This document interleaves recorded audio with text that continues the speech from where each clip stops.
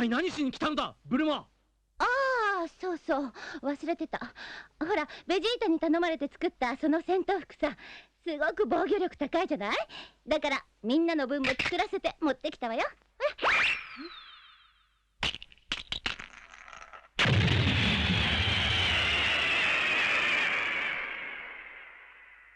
うわ、懐かしいな。ナメック製で着てた服だ。へえ、意外と軽いんだな、これ。これがサイヤ人の戦闘服ですか。He's right. I love her. First and foremost, let's address the elephant in the room.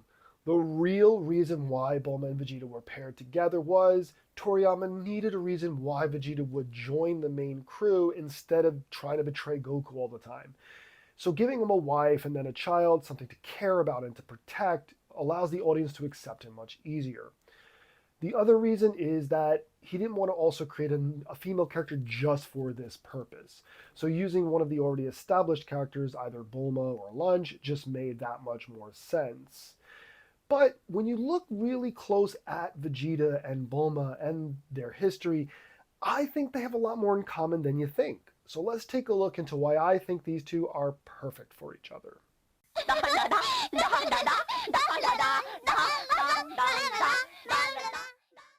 When we first meet Bulma, the actual first thing she does is accidentally hit Goku with her car. She then tries to defend herself by shooting and killing him. This is basically showing that she can take care of herself. She's not afraid of danger.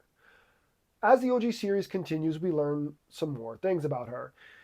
She's not completely innocent. She can't ride Kinton. She's selfish. She'll use her body to get what she wants. She bosses everyone around. So she basically has a backbone for a teenage girl. After meeting Yamcha, let's get something straight about Yamcha. For those who haven't checked out my Yamcha deep dive video, we're going to talk about something here that's very important. Yamcha was a bandit who robbed and most likely murdered people, okay? He displays this when he literally tries to kill Goku. So we get the impression quickly he is not afraid to kill to steal, which is basically what he was doing out there on his own with Puar. Basically, Bulma likes the bad boys is what we can find out from this. As the series went on, she seemed to be focused on her studies in science, constantly improving herself. She had an on and off relationship with Yamcha, but she's never shown having other boyfriends. She probably did other dating, but they were always getting back together. It's heavily implied that she was picky anyway, because the first thing she wants in the series is to make a wish to get the perfect guy, the guy for her. So it doesn't really give us that impression that she's going around dating many guys. She wants one guy. At the time, Yamcha was a good fit. Around the same age, wanted the same thing, wanted love. So two young lovers get together. And also he had an edge to him, as we just mentioned. She likes the tough guy.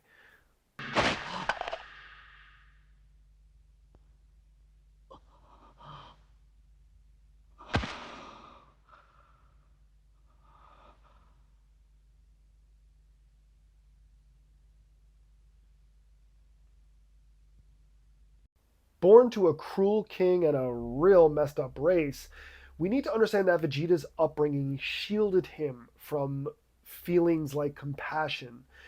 Not to say that he didn't have these feelings, but he really wasn't allowed to show these feelings. Aside from the cruelty, he also never really experienced true friendship. Any friendship he would have had would have been more out of obligation because he was the prince.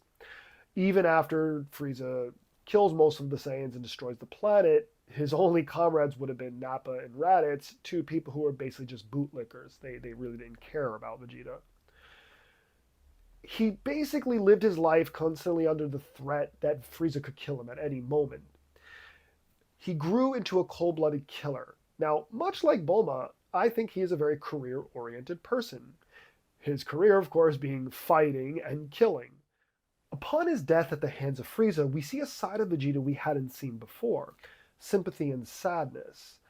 He shows genuine pain in his heart that he must have carried with him his whole life.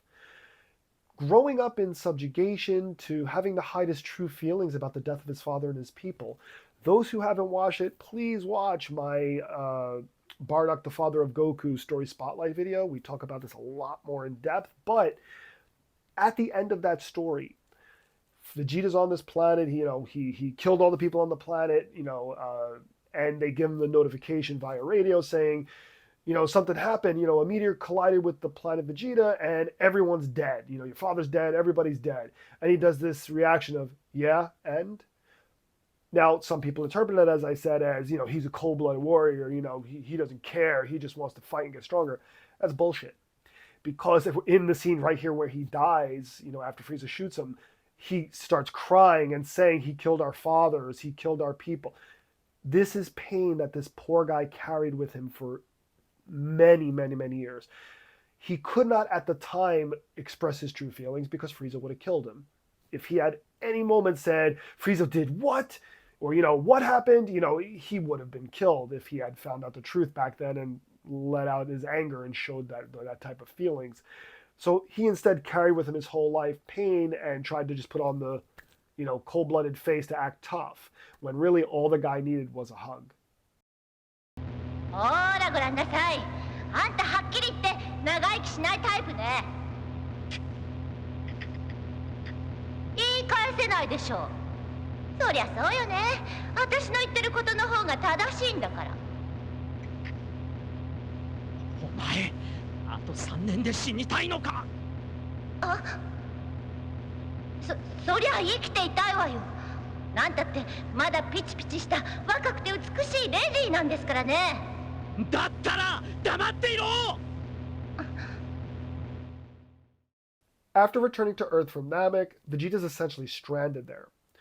He's obsessed with witnessing a Super Saiyan with his own eyes. This is what keeps him from killing everybody on Earth.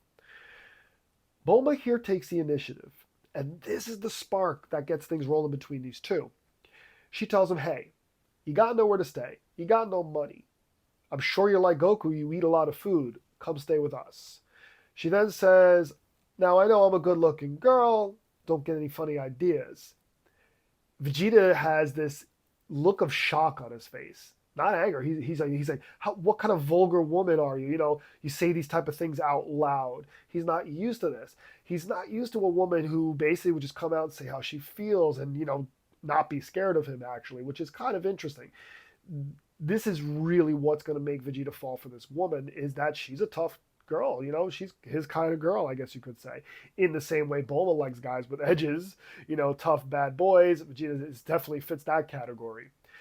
Now, in the manga, their entire relationship is skipped over after this. So that is in the manga where she does take the initiative and says, come stay with us, all that stuff. But after that, we never see anything until 3 years later, and then, Trunks is born. But in the anime, we get some wonderful scenes. And even though you could say, hey, but these are not 100% canon, it's heavily implied that it probably did happen this way. I do like how it's handled in the anime, and it's in my top 10 filler scenes video because I think it's a wonderful scene. So basically, Bulma shows compassion for him. He gets hurt while training there, and she looks after him in like kind of the hospital bed. She stays at his bedside, looking over him. Between the fact that she's a tough girl who stands up to him, even when he's training later on after just recovering from his injuries, she comes up on the monitor yelling at him, saying, what are you doing? You're going to get yourself killed. This type of strength that she has is what he's attracted to. It's her strength, also her genius, which way later in the series he'll point out that, his wife's a genius and stuff like that, because these are some qualities that make her an amazing person to him. So I think that this is definitely like the anime filler scenes. It really fills in a lot of these gaps that we needed to understand why these two fall in love. Now, there is an interesting thing to point out here. I guess you could call it some irony. So Vegeta is technically responsible for Yamcha's death. And then Bulma leaves Yamcha for Vegeta. It's just really twisted, but hear me out. They were never a good match. Bulma and Yamcha were just a terrible match for each other. They were young. They were desperate for love, but they were not in love. They just wanted love. And I think anyone in their life, you experience young love, especially in your teens, that's most of the time you don't end up with that person. It's because you were just young. And when you're young, you're naive, and you grow up after that. And I think definitely what happened here was they were constantly getting back together, breaking up, getting back together. And it's also very much implied that Bulma was the one breaking up with Yamcha. Yamcha had a lot of qualities she liked in a guy, but there was always something missing in that relationship. There was just something missing and she just didn't know what it was. Something she would later find in Vegeta. Another thing to point out is that Bulma is ideal for Vegeta in the fact that she provides him with technology. This is just sounds strange, but Vegeta comes from an advanced society with technology far beyond Earth's, means. But putting him in a place where you got these genius scientists, like the smartest scientists in the world between Bulma and her father, where he can have access to like spaceships again, the gravity rooms, all this stuff, and not to mention they can actually replicate the armor technology, which they'll do later. I mean, this is just an ideal fit for his character. Putting him in like the countryside away from everything else probably wouldn't have suited him as well since he was so used to all the technology. I'm not saying that that's what he only loves Bulma for, but I do think that's, in the end, it kind of makes sense putting those two characters together for that point as well. But it just happens in life sometimes, I think. I think that for both these characters, just like any normal person, we sometimes find love in places we don't expect to find it. And I think that's exactly what happened here. These are two people who in a million years we'd never expect to get together, but they found each other. ベジータくんだったわよね。ベジータ君？あんたも来たら？どうせ宿賃もないんでしょ？ごちそうたくさん出すわよ。やっぱり孫くんと一緒ですんごく食べるんでしょ？だけどいくら私が魅力的だからって言っても悪いことしちゃダメよ。下品な女だ。でかい声で。As the series went on, we're shown that Vegeta does in fact care about his family. It's made abundantly clear when you get to the Buu saga, and then of course in Super he doesn't even hide his feelings at that point. But these two characters grew together and got more mature together, I feel, both of them. Bulma, as the series went on, gradually got more mature, and again, finding Vegeta and then having a kid helped change her become an adult, I guess you could say. And Vegeta's the same. Not that it made him soft, I don't think so at all, but instead it allowed him to embrace his feelings, things that as I mentioned earlier, he was hiding his whole life. And now he can still be the tough guy who talks trash and fights, all that stuff, but he can also admit to having feelings and not feel embarrassed about it. These two remain my favorite couple in all of Dragon Ball. I just think they match each other perfectly. Goku and Chi-Chi, I think they were adorable together, but they got together out of definitely they were both two naive, immature people who should not have gotten married. I personally feel, because Chi-Chi was a child and said, hey, you're gonna marry me? And then Goku's like, yeah, sure, why not? He had no idea, and therefore they got together. But I do like that there are some moments in the series where shown they care about each other. Krillin and 18, it's an odd pairing, but I think they're an adorable couple because of the fact that 18 saw something in Krillin, whether it's his bravery, that he was brave, he was strong, he was emotional, and when we get to the movies and stuff like that, she apparently thinks he's good looking too. But Vegeta and Bulma started out as two people that no one ever imagined would get together, and they became one of the strongest couples in the entire series. さらばだ。ブルマ、トランクス、そしてカカロット。So I hope you enjoyed this video. If you haven't already, check out some of my other videos. The next one will be the first in my Villains Character Deep Dive series, so stay tuned for that. As always, like, subscribe, and share, and see you soon.